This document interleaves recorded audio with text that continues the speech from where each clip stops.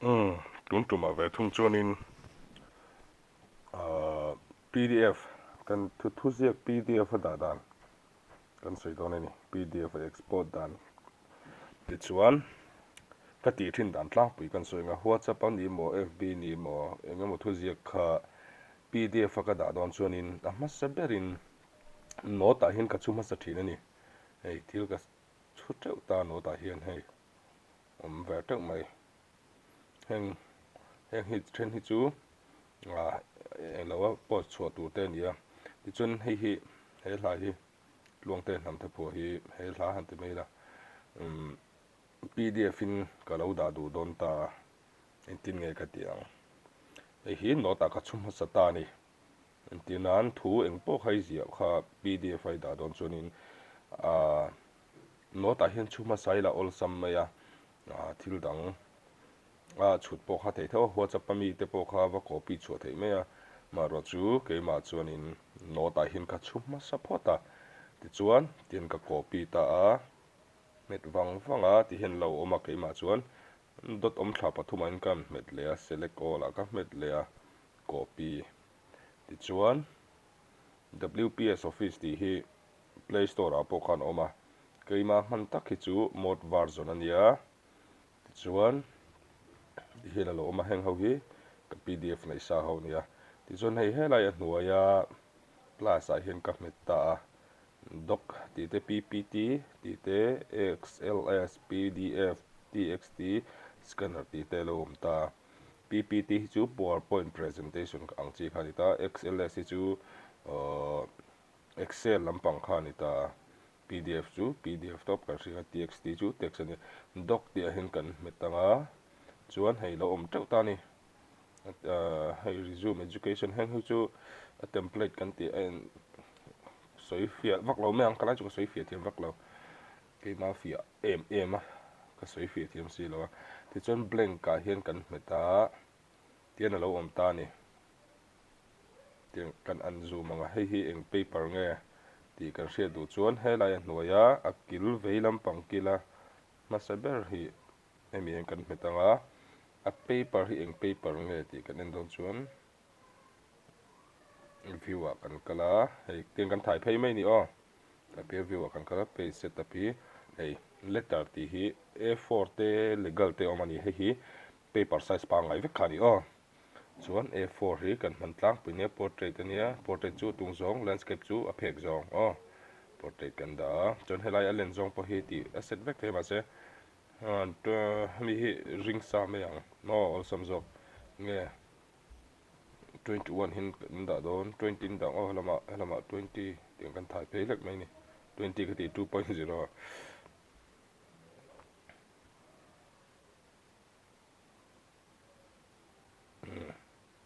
kan da fel ta ni tro ti chuan okay kan metang chuan hei paper size lo thak ta ti chuan in kan thu ji ka kha hetami notami kan copy kha tian ta hian kan met wang la paste ti hin kan kalang hei chuan hei alo phe khat nai ne lo dai lo chuan amai na in siam bel le mai zen kha riat mai tur ni ti chuan kan paste ta ti chuan song ball teu thei ni mong chai kan soi nge ka tian a zoom theia chuan a heading a hi lo hra thiam te reng la ti hi tian kan metanga alaya kha da du don chuan nai tang po hi na ti theia home a hian kan kal lenga hei a hnuai hian kan chuk thlanga hei lai hi hemi in rin thliat om na hi gan metanga lai tak hi lai oma chuan khi bolt kan du chuan b hi kan metang hei kan tuai thlenga home a bokhan b chuan khimi khi azia khi kan ti len du chuan sai sain kan metanga hei som paruk vel ta se khi tikhen mo chuan fonts po kha hei tatang hian thlan vek thei ka thlang vok pakhat kan thlang chin mai me fonts moi deuh omem eng hi download the ma se ki ma ta ki chun hi ka man ngai lo wangin mang lo me thlang lo beng ka mang ngai lo PDF siam nan ma ro chu enga mo zewa hin man du da hi om thina ma se ki ma ta ki chun hi chu ka mang ngai lo wa chan chu computer ring ka siam trina ti chuan hei a leng te khop mai a hi len tir dan ngai to teng ti khan phe khata leng ta e entina ni thaw khu chu a ngau tu ne chuan a kar zau zong po hi hei to duai na zau ma tengan mark ka han select all ta chuan helai kil velam pam kil boka hin kan lut le a chuan nei multiple ti ami hi a kar zau zong hen 1.15 ani 1.0 hin dai la ki na zim le a 7.5 in a zim 0.5 in i tok view ni kan ti chinanga ti chuan helai mi para then tu hi kan then le thlapange ti khen moi nai ve em ani ti khan ta po hin tena zia chop teu the kan re tu chu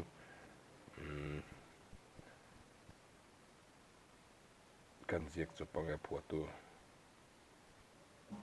khan mai chon hei hi so ta ding lama posona da theya ti khan hetain kan lut lenga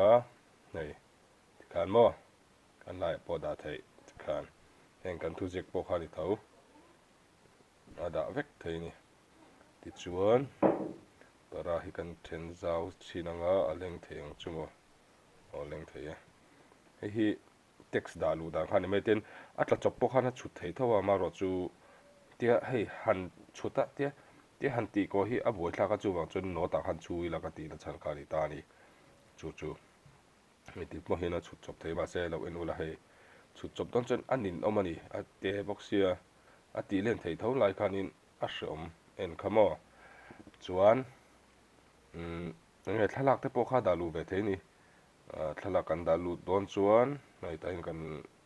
ta tang pon hei asot ka ta tang pon ti the plus a khon ma se kan ti rong ta tang kan lut lenga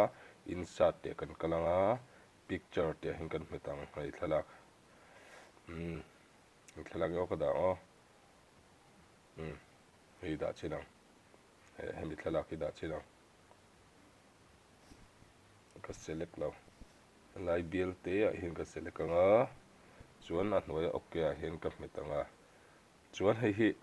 da son da chet a boi thak ni hei da son hei thio ta hi chuan ti dan tur chu tai kan met lenga hei square te a khwan kan metang chuan kan metanga hei du da ning ti hen kan da son to ni chuan ti te don chuan khomi bial akila khoi mo bera khoni metanga hei aksir kila khon metila a thatlang pui tian thalakha da vele zung thei ni mo kha a tha ve a chuan nge kan na soi mai antinan kan thu jek da lo kha lo soi noi thei ni a lo soi noi chuanin te tim vel te lo om chuanin hei multiple helai tang tho khan hemi hi justify ne hei ti hen da mai tu ni pon helam pang kila po ti han lai hei ti khan kan thathiam me kan khoi anga khoi tur ka khani mai chuan nge kan hriat om le deuh tangkai tur ki avai ka sele ka wang kan helai pokha lo dang lamani ki chu sin ta om ro se chu export na lampang ni thunga insert a hin hei text box ti te pdf kha va edit ve le theita chu wang chuan hei sei sang hang ho hi adalu ve le thei bukani chi sang khamo hang ho hi color sang om ve ni mo hang ho hi adalu ve le thei buka tinan pakhat lo da lut keu tiang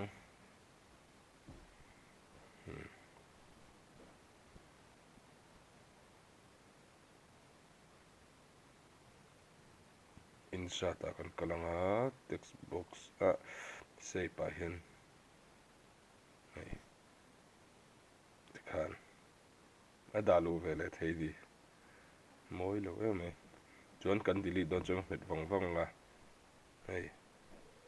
kan delete don chuan tin hemi thalaki kan met wang hei delete te hin ti kan delete vele the chuan kha khoi pe kha ngai insert an hei signature te po kha dalu vele the thì kan kala insert signature tan dasa kan ilawa signature hi thalak png file ina dalu thei maya tula chon tong kai lem lo chuan phek dang kan kai la du ni pon hei blank page te hian kan kalang ta in option hian kan kala insert kan kalanga hei blank page te hian kan kalang page number kan da du pon ki tigen ta tang hian ti vek thei footer hi dar chunglama center a format pek dan tur ki 1 2 3 abc nge 1 2 3 kan tinga start number 1 okay kan met chun ki ta chunga hi hei ta ko ki tikhan a san zong le eng no zong po kha ta tang han kan select sa ni chuan kan tik ke wanga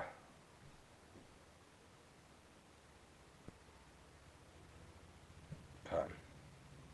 ni ta phek ka kha sang zel on chun hemi eng no tak hi chu delete de ang tang kai lo wa hi chu kan ki 1 2 3 mo nom ta ni ti chuan nghe dang le o cái soi rang mai te uluk den lo en mai don ne header and footer he chu chung le noi kha ni da khi kami siam na kha ni ta a chuan hei table te po da lu vek thei an te tiang excel am yang kha da lu vek thei ni hei ti hian se to chu ka ti lo me a buai thla ka ni nom blank page kan soi to footnote te po hi da vek thei a footnote kan ti chuan a hnuaia kan thu zia lai han soi fian ang chi khan ya end note te po kha ti khan ni ta chuan te ten time te po da thei a link te po da thei a chu kan soi vek attachment a point hei thil sang sang kha engemi mo kha ada vele thei ni ti chuan ka ho ba kha chu han soi vak tur om ri lo ngi chu wat kam na khani wat eng za nge wat zani som pakwa thumal characters kha zang khat za pasari characters no space zakwa som khang te thleng khana chher ve te ya chuan night mode tina da the ya ma se hi tinga da hi chu thil siam pu har sa thin page setup chu kan soi to a phek siam dan khani ta hi chu tongkai tuk lo hi chu thai koina til thai koina ti vek chuan hi a font style en dan hi kan soi lenga hemi fonts bi ka hi 12 kan dange ta menu kan kal lenga size si ti hian 12 ti hian lo len hlek 12 fi thu ji kan eng lo po kan man dan tlang pu yang khani ta chuan phek ni na hi chu a delete kan delete dai thei du chuan file a hian kan kalanga phek ni na ka kan export tel lawang export to pdf dia hian kal lawin save as a hian kan kalang file a save as kan lo ti zo to ta ni pdf kan tu kan pdf sem tur kha save as a kan kala chuan ta hian kan rename ve lai phatang antinan lo hre thiam te rengila kan ti ta a chuan docs ti hi pdf tin kan dang chuan hemi pat tia hi kan save la turin an i wangin tai chun kan save lowang wps cloud by cloud ti hi chu tai kan click anga location a kan soi thaliang wps cloud oblique my cloud ti hi tai hin save lo tur tai kan metanga location a kan thlanganga phone a kan lutanga tai hin kan du na ber phone memory chunga kan dang tuna hian document a kan danga hinom ta lo hre thiam te rengila ti hi hei hnuai hi loma export to pdf lo pon doc pona export he doc kan export le chuanin ale edit le thei pdf po hi pdf ta ki chu edit hi boi thak to editor dang emo ka ti hran le ngai wang khan edit to lo tur ani kha chuan pdf a hian select pop pila pelo chuan export to pdf kan ti sauta kha zong khania kan save lawang ti chuan tuna kan pdf siam kha kan enang device a kan lut tanga document a hei ta hi lo om ve kiu to mai ni file manager chung khan opec ni in ka lo export ani ngo nei ti huan khu computer a pop print thei ani ti ka hria ila A4 size ania legal size pona da theia chuan kha PDF sim dan lang pui chu nia abaka chu han eng lo tur kha om pon ka hri lo kami bi ka kha chuan he ta file manager a program an du ni chuan tian document a ei lo om vele ta ni chu kha PDF sim dan tlang pui ni WPSC Play Store a hian oma Play Store a WPS Office kan tiang a hei ase ke chuan in hetami hi ka mang lawa thil dang a mod version ka mang thung hemi mang pohana thei bekani a mod version ti ka chen ti dang lam hlek kha ni a kha zong kha ani